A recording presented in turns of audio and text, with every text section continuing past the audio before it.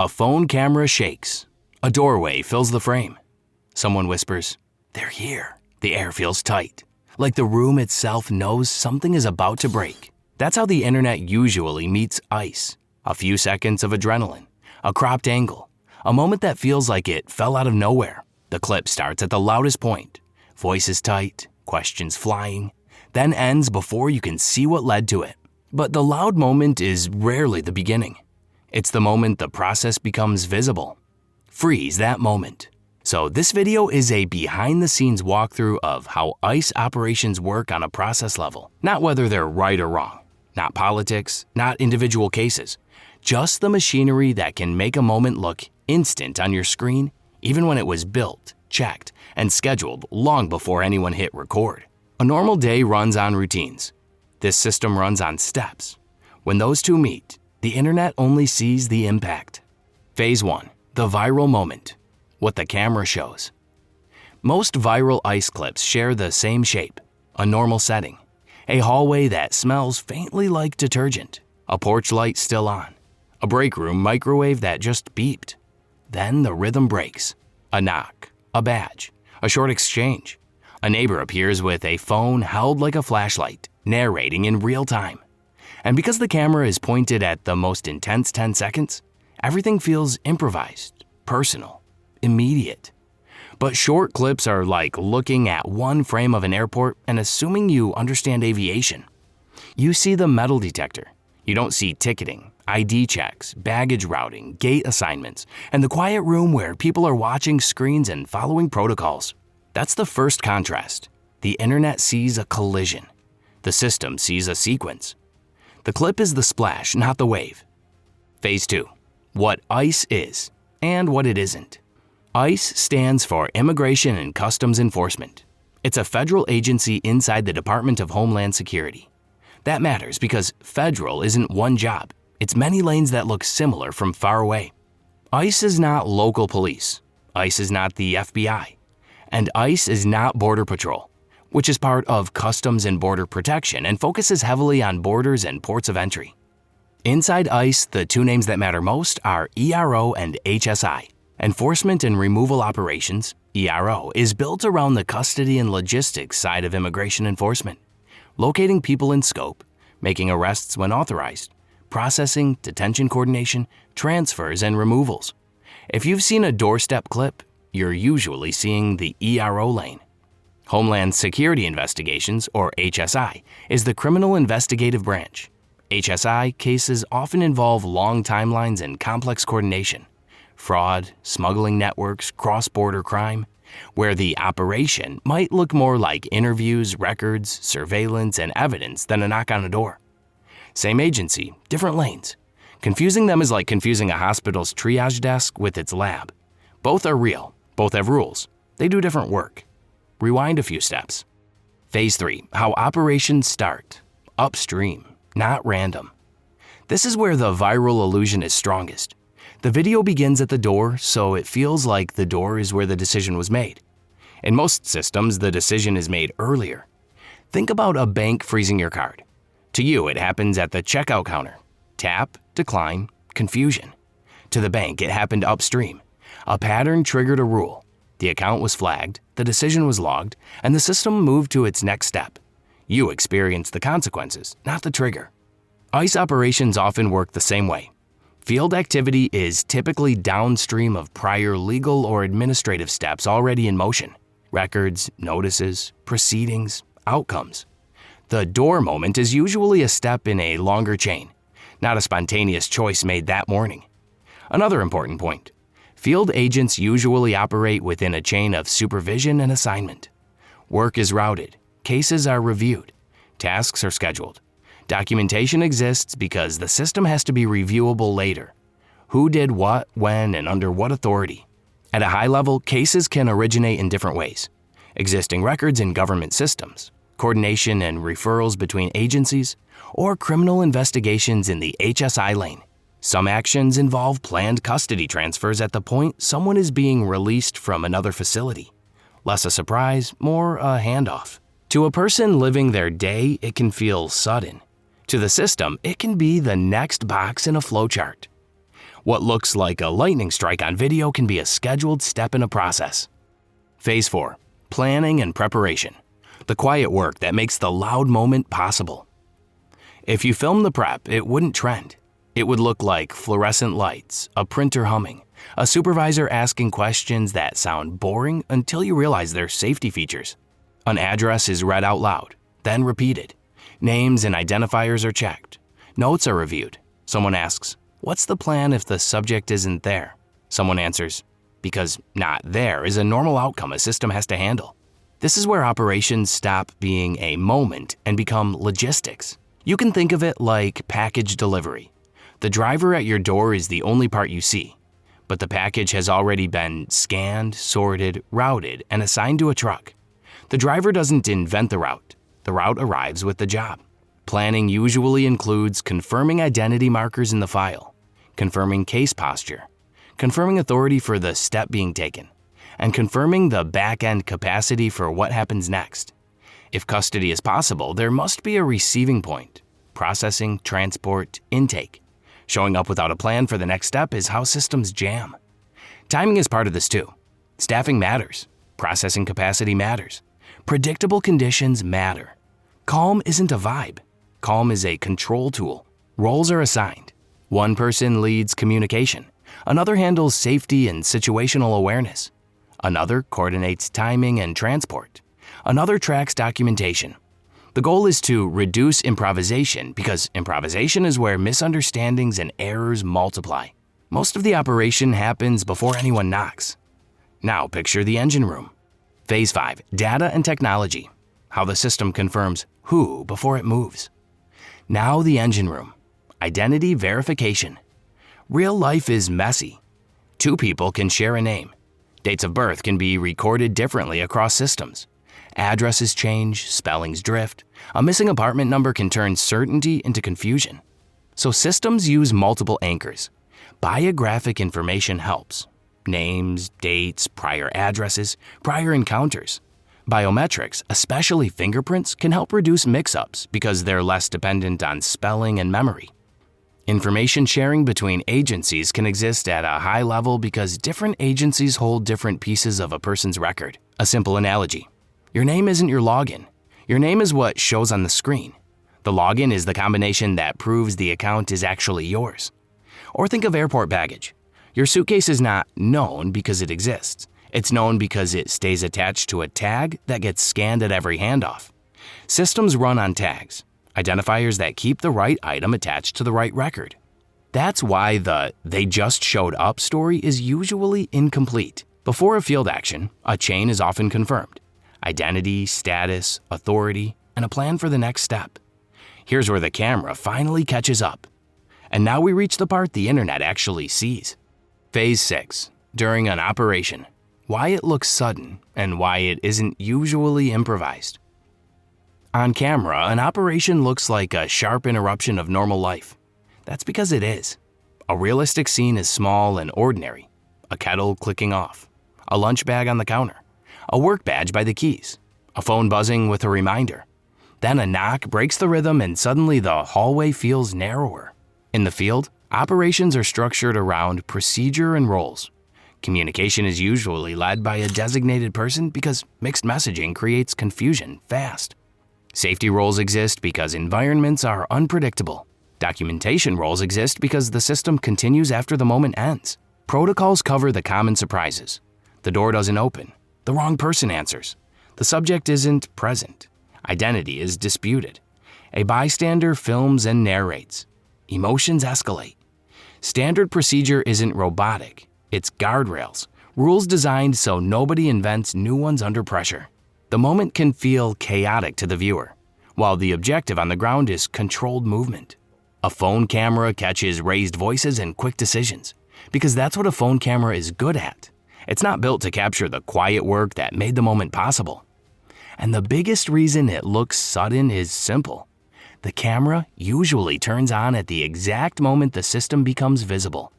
Nobody films the upstream steps, the file review, the supervisor checks, the coordination, the confirmations. The viewer sees the doorstep and assumes the doorstep is the start. But the story doesn't end there. Then the clip cuts. right when the scene often changes. Because after that visible moment, the process usually gets less cinematic and more procedural. Intake, verification, routing, transfers, documentation. The same way a flight looks like takeoff to a passenger, but to the airport it's a chain of handoffs, checklists, and confirmations that keep the whole machine from slipping. And once custody happens, the system doesn't slow down. It tightens. It starts counting, scanning, logging, and moving the case forward, quietly, step by step, whether the internet is watching or not. Phase 7, after custody, where everything turns into intake and routing. Once the visible moment ends, the soundscape changes. No porch light, no neighbor narrating, just the low buzz of a building that runs on procedure. Doors that lock with a soft click, radios that speak in short phrases, printers that never seem to stop. Intake is where the system makes itself accountable. In plain terms, it's the point where responsibility becomes paperwork. A person arrives and the first job is not drama, it's certainty. Names are confirmed the way a pharmacist confirms a prescription. Slowly, twice, sometimes 3 times. If biometrics are used, fingerprints get captured because a fingerprint doesn't care about nicknames, spelling, or whether 2 people share the same birthday. A photo may be taken. Basic details get entered and checked against what's already in the record. Property is handled like evidence in a careful handoff. Phone, keys, wallet, documents, each item is listed, bagged, sealed, tagged. Not because it's theatrical, but because nothing breaks trust faster than "we lost your stuff." Systems learn that the hard way. Then there are the practical checks the internet never sees. Is the person okay? Do they need medication? Do they have a condition that requires attention? A detention environment can't wait until later to discover those answers, so screening happens early. It isn't about making a statement, it's about preventing preventable emergencies. And while all of that is happening, another process runs in parallel: placement. Not every facility has the same capacity, and not every case needs the same kind of holding arrangement. So the system routes like a hospital deciding whether a patient stays, transfers, or goes to observation. Like an airline deciding which gate can handle which aircraft. Like a package hub deciding which conveyor belt gets the next box. Routing is the quiet superpower here. It's how an organization keeps cases moving without losing track of people. Another detail people don't picture: the record is being updated in real time. Each step generates a new timestamp, a new note, a new next action. Someone enters information the way an airline agent updates a booking. Once it's in the system, downstream teams can see it and act on it. That's how a handoff stays clean across shifts, buildings, and departments. You can almost feel the contrast here. On social media, everything looks emotional and loud. In this back room, the loudest thing is a stapler. A screen refreshes, a form prints, a supervisor initials a line. Small motions, big consequences. And because this is a federal workflow, coordination can extend beyond one room. Transport may be scheduled like a medical transfer. Confirm pickup time, confirm destination, confirm who is receiving. If a person is moved, the move is logged so nobody's guessing where they are. If an appointment or appearance is required, it gets queued like a calendar invite with higher stakes than any meeting you've ever missed. This is also where the system tries to remove ambiguity. Not maybe, not I think. The machine prefers yes or no answers, verified or not, transferred or not, received or not. In a process like this, uncertainty is a hazard. Phase 8, transfers and handoffs, the part that looks boring and carries the most weight. The public imagination thinks enforcement is the main event. In reality, handoffs are the main event. A handoff is where mistakes hide: wrong paperwork, wrong person, wrong destination, wrong timing. So the system treats handoffs like a relay race where the baton is the record. It has to stay in the right hands at the right time, with the right identifiers attached. That's why you'll see so many small actions in this phase: counts, signatures, checklists, confirmations, radio calls. It can feel repetitive up close, but repetition is how systems stay stable. A single skipped confirmation can become a multi-hour problem. If you've ever watched a school move kids onto buses after a field trip, you already understand the logic. Adults counting heads, calling names, double-checking lists, pausing the whole line because one name didn't answer. That's not overkill. That's what responsibility looks like in a moving crowd. In this workflow, the crowd is smaller, the stakes are higher, and the need for accuracy is constant. Phase 9, enforcement versus decision-making. Why the door scene isn't the final word. From the outside, it's easy to assume the people you see are also the people deciding everything. Large systems don't usually work that way. Enforcement is the lane that handles custody, movement, documentation, and the sequencing of steps. Decision-making happens through formal processes that sit in their own lane, with their own paperwork, timelines, and authorities. The lanes connect, but they're not the same. A useful comparison is a courtroom hallway. A bailiff can control the room, keep order, move people in and out, and enforce procedure. But the bailiff isn't the judge. Procedure and decisions are related, but they live in different roles. That separation is one reason the viral moment can mislead. A clip captures enforcement at the most visible point, and viewers instinctively treat it like a verdict. In reality, it's one step in a longer administrative chain that continues after the camera is gone. Phase 10. Why operations look fast even when they're not. Here's a subtle detail that explains a lot. When a system finally becomes visible, it often moves quickly on purpose. Speed isn't always about aggression. Often it's about control. The longer a tense interaction lasts, the more variables enter the scene. More bystanders, more misunderstandings, more chances for someone to escalate the moment just by being confused. Controlled speed reduces uncertainty. Think of emergency medicine. When an ER team moves fast, it can look harsh to an outsider. But the pace is often a safety strategy. Clear roles, quick checks, immediate next steps. The goal is to reduce the time spent in the dangerous middle. Field actions can have the same logic. When a plan is built around clear roles and a defined objective, the visible phase can look like a sudden snap. But that snap is usually the end of a slow build. Review, preparation, verification, coordination. The camera arrives at the snap, not the build. Now let's talk about the part the algorithm loves. Phase 11. Why these clips go viral. What viewers see versus what they don't. Now we can say the quiet part out loud. The platforms reward heat, not context. A short clip is optimized for one thing, attention. It keeps the sharpest moments. A raised voice, a refusal, a plea, a conflict over a threshold. It drops the calmer minutes, the verification, the waiting, the explanation, the paperwork. So the clip becomes a highlight reel of tension. And tension is inherently shareable. People send it to friends with one message. Look at this. There's also a visual mismatch baked in. On screen, you see people in uniforms. Off screen, you have databases, approvals, routing, and documentation.